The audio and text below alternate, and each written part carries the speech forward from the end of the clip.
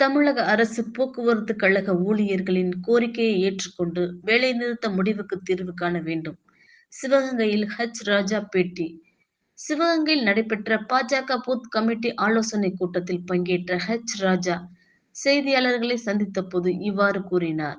மேலும் தமிழக அரசுக்கு 8 லட்சம் கோடிக்கு மேல் கடன் உள்ளதால் திவாலாகும் நிலையில் உள்ளதாக தெரிவித்த ராஜா, அமலாக்கத்துறை விசாரணையில் உள்ள அமைச்சர்களின் சொத்துக்களை ஏலமிட்டால் தமிழக அரசின் கடனை அடைக்கலாம் என்றும், பொன்முடியை பின்பற்றி அமைச்சர்கள் KKSSR, தங்கம் தென்னரசு செல்லுவார்கள்.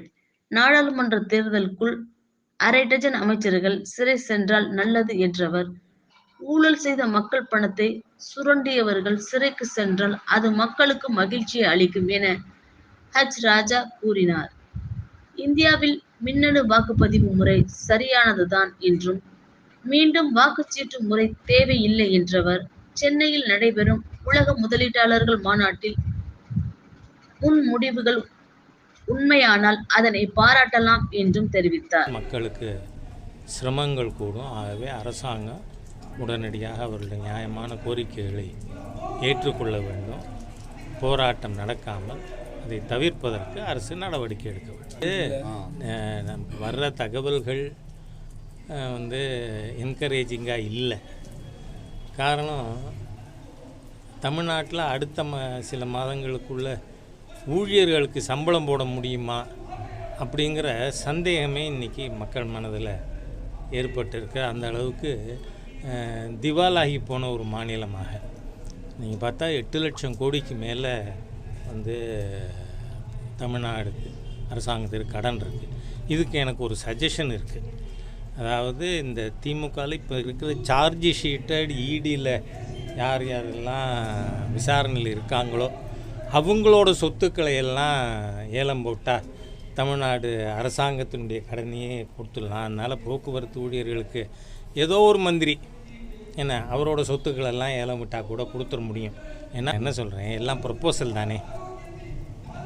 இன்வெஸ்ட்மெண்ட் வரும்பொழுது பாராட்டுவோம். Let investment cum. டாட்டா 55,000 கோடியா, ஆமாம், அம்பானி அவர்கள் 35,000 கோடி. இதெல்லாம் ப்ரொப்போசல்ஸ் ஆர் ஒரு உரத்த சிந்தனை அதில் தான் இருக்குது. ஆகவே இது ரியாலிட்டிக்கு வரணும். அதனால் இதெல்லாம் proposals. Let it become reality. அப்போ பார்த்துக்கலாம். பொன்முடிக்கு ஃபாலோவர்ஸாக இவங்க போவாங்க. ஏன்னா நேற்றைய தினம் உச்சநீதிமன்றத்திலேயே 10 நாளைக்குள்ளே தமிழ்நாடு போலீஸ்கிட்ட பொன்முடி சரண்டர் ஆகணும்னு உச்சநீதிமன்றம் சொல்லியிருக்கு. அதனால் அடுத்து போவாங்க. எப்படியும் தேர்தல் வர்றதுக்குள்ளே ஒரு அரை டசன் மந்திரியாவது ஜெயிலில் இருப்பாங்க அப்படின்னு சொல்கிறாங்க. எனக்கு தெரியாது. ஐ எம் நாட் இன் இடி ஆர் சிபிஐ.